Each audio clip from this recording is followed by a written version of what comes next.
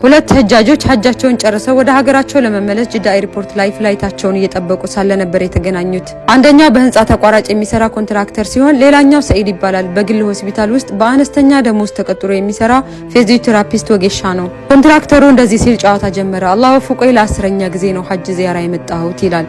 ሰኢድ ሐጀን መብሩር፣ አላህ ይቀበልህ፣ ወንጀልህንም አላህ ይማረው ይለዋል። ኮንትራክተሩ ፈገግ በማለት አሚን ለሁላችንም፣ አንተስ ከዚህ በፊት ሐጅ አድርገህ ታውቃለህ ይለዋል።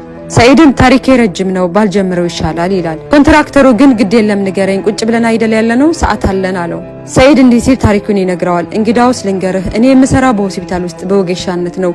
የሐጅ ጉዞ ለማድረግ ለ30 ዓመታት ገንዘብ አጠራቅሜያለሁ።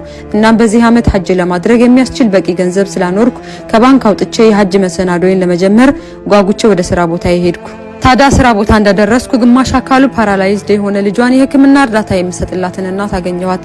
ለታዳጊው ለረጅም ጊዜ የሕክምና አገልግሎት ሰጥቼው በጤና ላይ መሻሻሎችን አሳይቶ ነበር። እናትየው ከፊቷ ጭንቀትና መረበሽን ይታይባታል። በሐዘን በተዋጠ ድምጽ ልጄን ለአላህ ልተወው ነው ወንድም ሰኢድ፣ ዛሬ መጨረሻችን የሕክምና ጉብኝት ነው አለችኝ። በጣም ተገረምኩ። ለልጇ የምንሰጠው የሕክምና አገልግሎት ደስተኛ ስላልሆነች ሌላ ሆስፒታል ልትቀይር ነው ብዬ ገመትኩ። እናትየው ግን የአኺ ሰኢድ አላህ ምስክሬ ነው፣ አንተ ለልጄ የአባቱ ያህል ነህ፣ ከበቂ በላይ እርዳታ አድርገህለት ብዙ መሻሻልን አሳይቷል፣ አላህ ጀዛህን ይክፈልህ በማለት በሐዘን እንደተዋጠች ከሆስፒታሉ ወጣች። ኮንትራክተሩ የሚገርም ነው፣ በምትሰጠው አገልግሎት ደስተኛ ከሆነች ለልጇ ጤንነት መሻሻሉን ካመነች ታዲያ ለምን ልትሄድ ወሰነች አለ። ሰኢድም በወቅቱ እኔም እንደዛ ነበር ያሰብኩት። ወደ ሆስፒታሉ አስተዳደር በመሄድ ምክንያቱን ጠየቅኩኝ።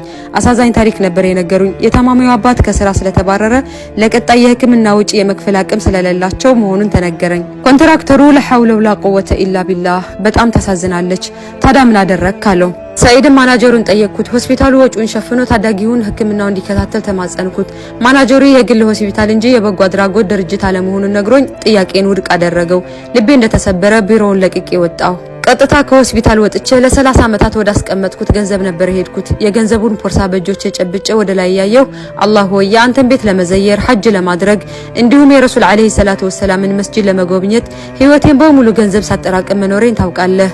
አሁን ግን ከራሴ ይልቅ ይህንን ገንዘብ ለእናትና ለልጅ ለመስጠት ወስኛለሁ በማለት ቀጥታ ወደ ሆስፒታሉ የሂሳብ ክፍል በመሄድ ብሩን ሰጠሁ። ለቀጣይ ለ6 ወራት ለህክምና በቂ ክፍያ ነበር። ታዲያ ለካሸሪው ሙባክህን ለእናትየው እኔ መክፈሌን አትንገራት፣ ወጪው በሆስፒታሉ መሸፈኑን ንገራት አልኩት።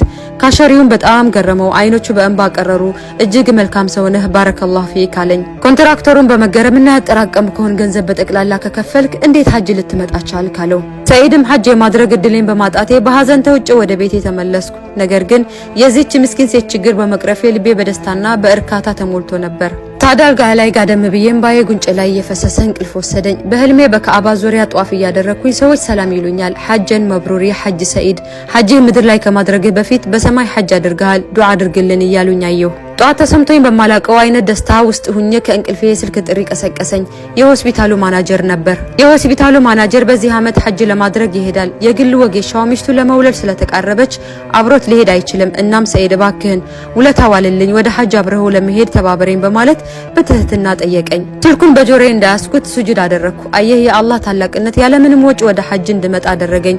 አላሁ አክበር። በጉዞ ላይ ለሆስፒታሉ ባለቤት ልጇ ስለታመመባት ምስኪን እናት ታሪክ አጫወትኩት። እሱም የታዳጊውን የሕክምና ሙሉ ወጪ ለመሸፈን ቃል ገባ። የልጁን አባት በሌላ በራሱ ካምፓኒ ውስጥ ስራ እንዲጀምርም አደረገ። ለ30 ዓመት አጠራቅሜ የከፈልኩትን ገንዘብ በጠቅላላ እንዲመለስልኝ ተደረገ። ሱብሃንአላህ፣ ታላቅ ውለታ ከታላቁ አላህ። አላሁ አክበር። ኸይር ስራ መልሶ ይከፍላል አለ። ኮንትራክተሩን በሰማው ታሪክ ልቡ ተነክቶ ከመቀመጫው በመነሳት ሰኢድን በማቀፍ በህይወቴ እንደዛሬ በራሴ አፍሬ አላውቅም። በየአመቱ ተመላልሼ ሐጅ ማድረጌ ትልቅ ጉዳይ መስሎ ይሰማኝ ነበር። የአንተ ሐጅ ከእኔው 1000 ጊዜ በላጭ ነው አለው። አየክ ወንድሜ ሰኢድ፣ እኔ ወደ አላህ ቤት እመጣለሁ፣ አንተ ግን አላህ ቤቱ እንድትጎበኝ ጋበዘህ። አላህ ሐጅህን ይቀበልልህ፣ ደግሞም ተቀበለላህ ሚና ወሚንኩም ሷሊሃል አዕማል ይል ነበር። ያኔ ከዛሬ እውነተኛ ታሪክ የምንረዳው ነገር ገንዘብ ያላችሁ ሰዎች ሐጅን ከምትደጋግሙ ከፍለው ሐጅ መሄድ ለማይችሉ ሐጅን ብታስደርጓቸው አጅራችሁ ከፍ ያለ ነው በአላህ ፍቃድ ኢንሻአላህ። ሐጅ ያላደረገን በሙሉ ሁላችሁንም ሐጅን አላህ ይወፍቃችሁ። አላሁማ አሚን።